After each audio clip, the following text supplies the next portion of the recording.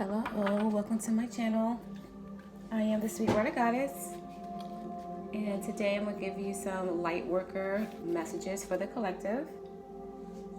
So before I started filming, I did try to go within a little bit to see what messages Spirit wanted me to say for today. And I got that y'all are watching too much TV. So most of us need to go more in isolation and be more in a meditative state. So we are getting downloads from Spirit. So some of you guys need to unplug for the Matrix, stop watching so much TV, and meditate more. So what messages do we have for today? Archangel Michael, what are some messages for the light workers for today? For spiritual growth, spiritual awakening,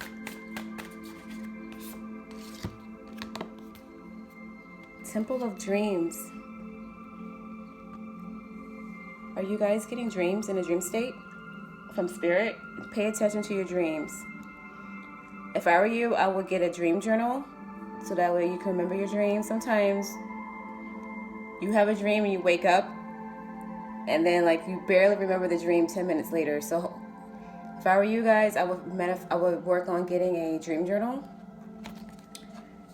so you can retain what you're getting in the dream state from Spirit. These are sacred dreams, these are prophecies. Some of these are premonition dreams.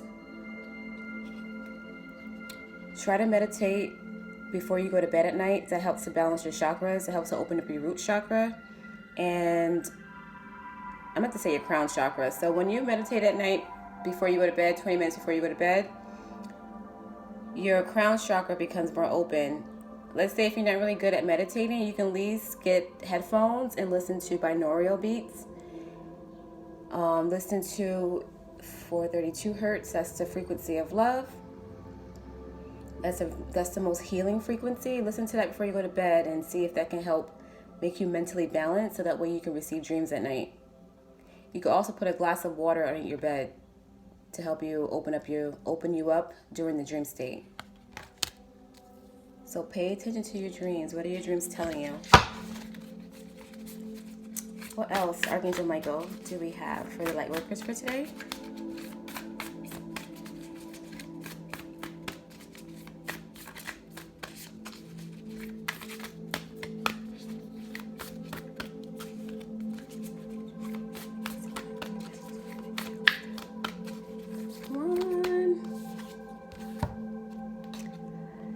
Spirit of Spring is here. So I pulled this card one time for my personal reading, and they're saying that the Spirit of Spring is actually like an entity.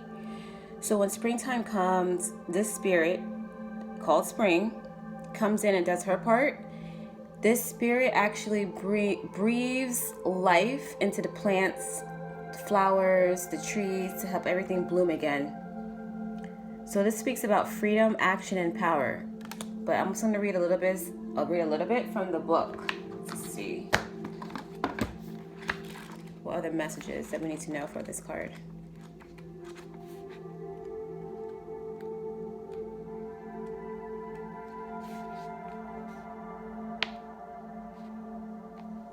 Okay, so it says, the spirits of spring emerge to do their work. From the fairy to the goddess who breathes life back into the still world. When she comes to you, no matter what part of the external cycle you're at inside, it will be your spring. This is your time of jasmine and sweetness. This is the time to consider what it is you will grow. You must hurry. This energy which is coming to you, bursting up through the blood, through the cells, and into the mind, where ideas will be born that will shape the world yet to come.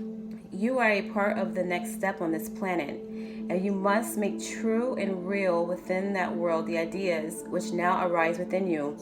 For this spirit of spring is urging you to recreate the world anew, to initiate the ideas, and to fulfill the promise of conception. The illumination quote is, "When I grow and act, I free not only myself, but all around me are freed in return." So this is also saying that some of you guys want to birth new ideas and have new business ideas, business ventures, whatever your new idea that's coming to your mind, this new inspired thought, the spirit of spring is telling you that you need to act on it. So don't wait, hurry up, start planning, whatever it is, whatever new inspired thought that you just received from spirit. That's exactly what you're supposed to be doing. And it's time for you to plan, organize, and move forward with this new inspired thought. What else? One more card, please, Archangel Michael. Returning home.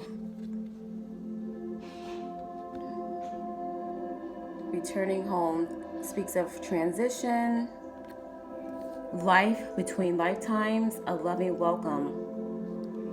Let's read this in a book too.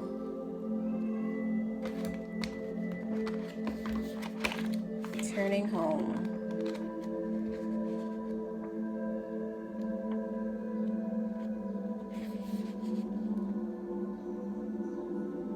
So just by looking at the card and how it says returning home, this speaks about someone who is transitioning into the ancestor realm, a loved one possibly. So it says, we sit by the bed of a loved one who is approaching their time to depart this life. And we see their eyes change, filled with wonder as they move between the worlds and prepare to enter the hidden world of the afterlife. This time will come to us all again and again, and each time we learn more of what it means to begin to die. Dying is understood. Death and the awareness of it is not. So we sit and we take their hand and their eyes into the realms we cannot see at this time. As they prepare the pass through the gates, and when they do, it will be to a celebration. Those who have loved them await them on the other side of that gate that stands between life and death. There are no fantasy. They are present and real and beloved to the person who is departing. The joy, the bliss, the ecstasy of that reunion is not possible for us to comprehend fully, for who we are, and impossible for us to comprehend fully. But I say to you now, friend, your homecoming will be as beautiful, as full, as true love as theirs will be. Now is the time to let go and farewell them as they prepare to go home. When we depart this life, we will all be greeted with love, light, blessings, and joy on the other side. I can let go, knowing that those I love will be cared for and joyous in the reunion that awaits them. So that's very crystal clear. Some of you guys are dealing with someone who recently passed away, and they're going to the afterlife realm. And it says that, as souls, we do this time and time again. But they're being welcomed by loved ones on the other side. Archangel Michael, what Starseed Oracle messages do we have for the Lightworkers today? The Whale and Okra Elders. Share your song, frequency of sound, diving deep. So this is for people who are actually musicians. Sometimes when this card comes up, it's speaking of musicians, producers that I might be channeling. The whale and okra realm of the ocean, they are inspiring you to share your music with the world, continue to make music, diving deep. This also speaks of not being afraid to express who you really are. So I'm going to read this from the book too. Whale and Okra Elders.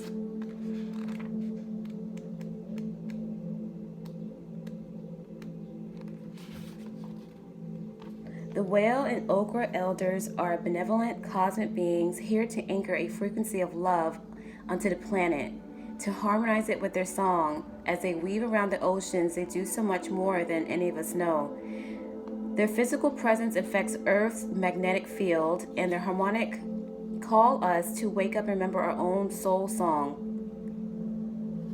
Whales see into your very being, and in an instant you're changed forever. They see right into your soul.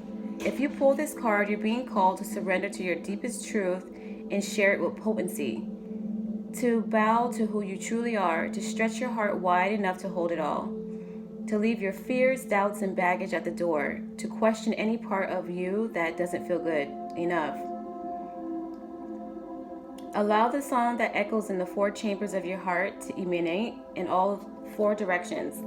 Peel back the layers of suffering and pain and reveal to others your soul's true song, and endeavor to see the soul of those you meet.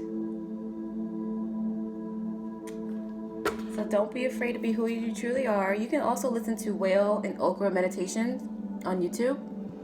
It's very relaxing. It helps to resonate you to the frequency of love. So I feel like with this card, it's just calling us to be more grounded in the frequency of love and releasing fears. The blue flame. Spontaneous awakening, activation, integration time. So the world is waking up. This is a worldwide awakening experience for the whole world with this quarantine. So the whole world is awakening to the truth of the existing governments, the truth within. So let me read this from the book as well. This is an activation card. So if you don't have this deck already, you have to get it for yourself because it comes with instructions. You have to activate your soul with these cards. I feel like these cards come channeled. It comes enchanted. So it's like instantly, it helps to awaken you on a deeper level. This card is a card of awakening and energetic upgrades. The blue beings are thought to be activating beings with great potential for healing and upgrading our cellular structures. They appear in moments of extreme awakening, activating a physical kundalini, awakening in deep cellular and DNA healing. If you're in the midst of an awakening, which never ends, our awakening spiritual journey never ends. It ends when we depart, when our soul leaves this human vessel. But it says, treat this time as deeply sacred and give yourself ample space to ground and to integrate the extreme changes you're going through. So I'm going to place this card on my chest, and I have to say, I allow myself to surrender to the awakening process that's right for me. I take things slowly and integrate my experience each and every day. So some of you guys need to research the blue beings. They are the ones who are activating all of our human beings right now on planet Earth with great potential for healing and upgrading, and are helping with the awakening process within. So go within, see if you can connect with the blue beings. If not, you can go online on YouTube and Google the blue beings. So one more card, please, Archangel Michael, for Lightworkers and Starseeds. The void. Stop, embrace winter, great cosmic boom.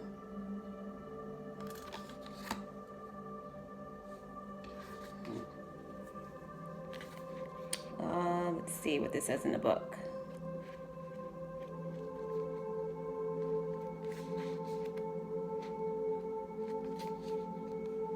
Everything and nothing exists in the void.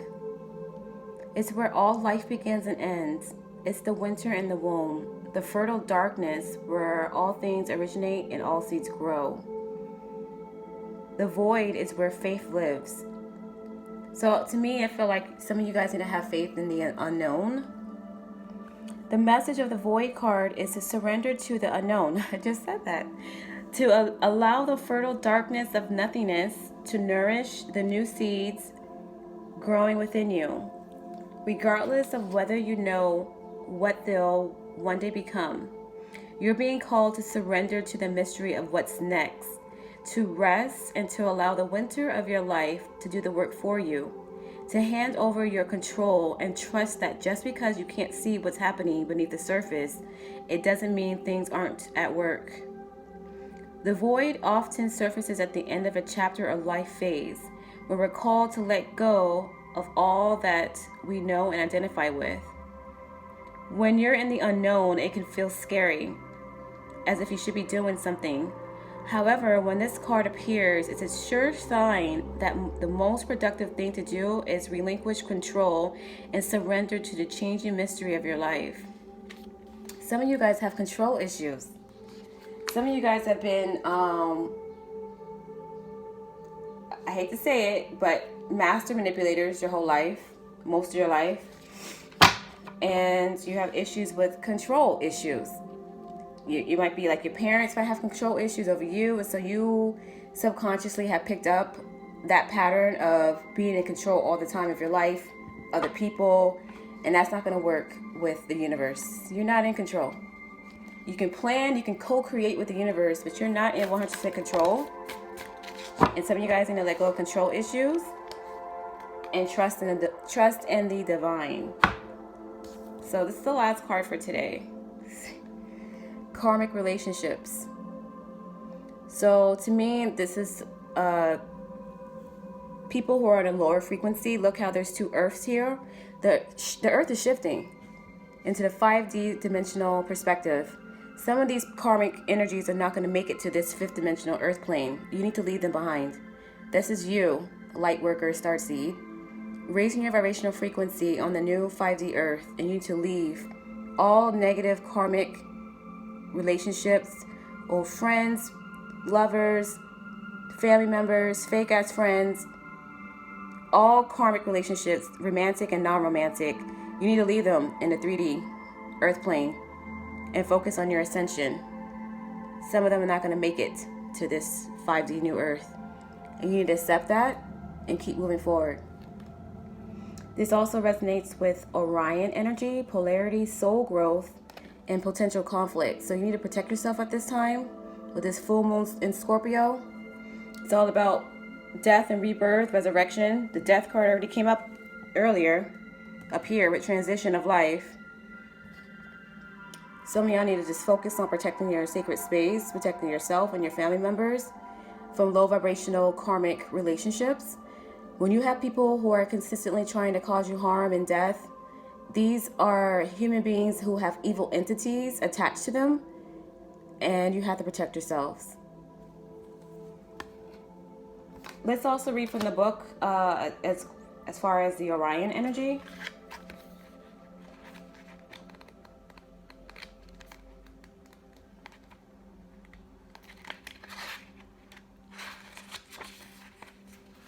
It says the constellation Orion is thought by many to have a place of great polarity and eventual unity. Some believe that many starseeds who were part of this cosmic history are incarnate on Earth now and are playing out karmic relationships from Orion times. Perhaps you're one of them. Polarity causes conflict and highlights separation. However, because of this, conflict can also result in unity and growth. Too many misunderstandings are caused when we don't open our heart and minds and see things from a different point of view. When we go into reactive, second-guessing mode, instead of gathering the courage to open our heart, we should admit that we may have reacted because of our own woundings and then find mutual ground. We are all innocent children looking to be seen, understood, and cherished. It's much harder to grow closer through conflict than it is to grow further apart. And yet there is an invitation of conflict. It's easy to react and take things personally. It's more challenging to see the innocence of all involved and find a way to grow closer through the conflict. It's through relationships that we grow the most. It says, they want you to ask yourself, what relationships do you find the most challenging? How can you see things from a different perspective? How are you being called to allow growth through conflict? Take conflict as life lessons to help you grow and learn. You as a 5th dimensional light worker and star seed need to have the mindset that you are the awakened one. You are called to awaken in this lifetime, and these beings who are trying to cause you conflict are operating on a lower frequency, and you need to detach from yourself. You need to detach from these people. I don't care who it is. If it's your family, fake ass friends, people you don't even know, you're always going to have haters in every environment, and you need to detach and surround yourself in a bubble of peace. Make sure you're shielding your aura in light, divine light. You can pray to the God source. You can pray to your angels, You have ancestors, you have saints, you need to protect yourself. And stay focused on your higher self, your fifth dimensional perspective, and your spiritual awakening. Because that's what we're here for, to help shift the planet into the 5D New Earth. Thank you so much, guys, for watching my video for today for Lightworkers. Please like, comment, and subscribe to my new YouTube channel. And I will talk to you guys soon. Peace and love. Bye.